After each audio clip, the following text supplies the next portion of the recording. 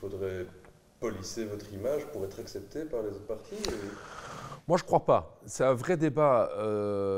En fait, les mécanismes de normalisation d'un parti dans le système sont très intenses dans tous les pays d'Europe, mais certainement en Belgique. Et le système des coalitions est très puissant là-dedans. On l'a vu à petite échelle avec Écolo, qui avait une ambition, en tout cas, de sortir quand même du cadre, et qui, en fait, s'est normalisé en 7-8 ans.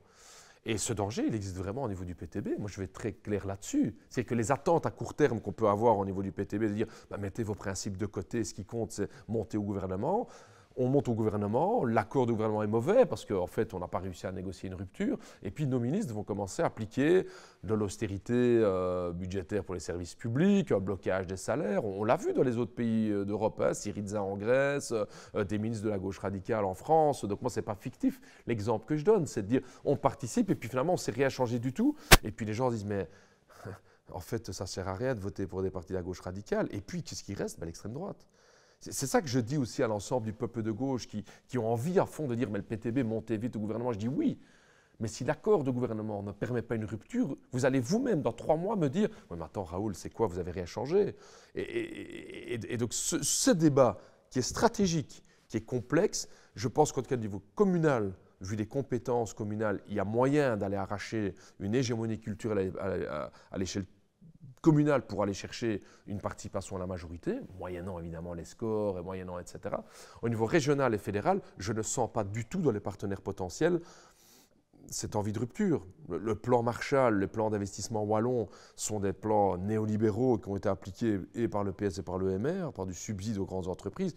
Qu'est-ce que nous, on va les foutre là-dedans quoi. Et voilà. Mais est-ce que ce n'est pas un peu inhérent? Donc est-ce que le PTB est fait pour un système de coalition?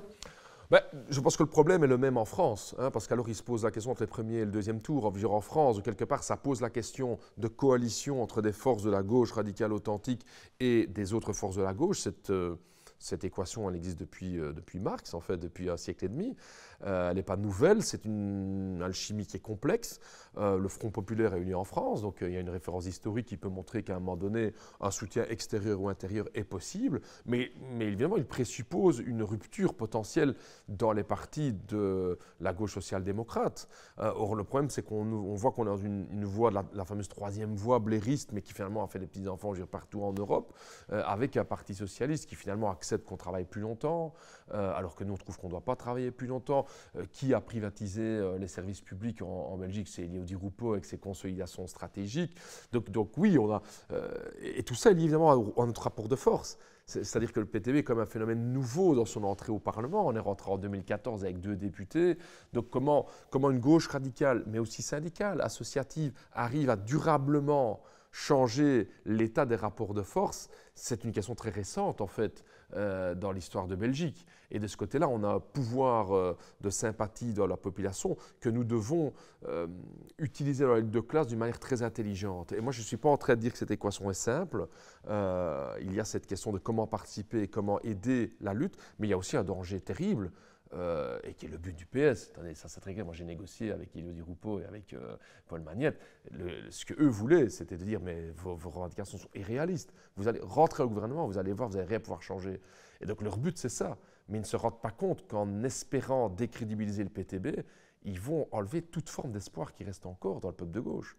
C'est ça qui est dramatique dans cette gauche social-démocrate qui, plutôt que de dire ouais, arrêtez de nous critiquer, elle ne se remet pas elle-même en cause parce qu'elle est devenue conforme aux règles du système. Et chez les écolos, c'est la même chose. On va résoudre les problèmes écologiques avec une taxe carbone. Qui va la payer? C'est la classe travailleuse. Parce que le marché, le sacro-saint marché capitaliste reste l'endroit où la lutte se passe. Non, nous on dit on doit sortir des parties de notre économie du marché. C'est ce qu'on a fait avec la sécurité sociale, c'est ce qu'on a fait avec les soins de santé. Le marché capitaliste ne peut pas répondre à nos problèmes socio-écologiques.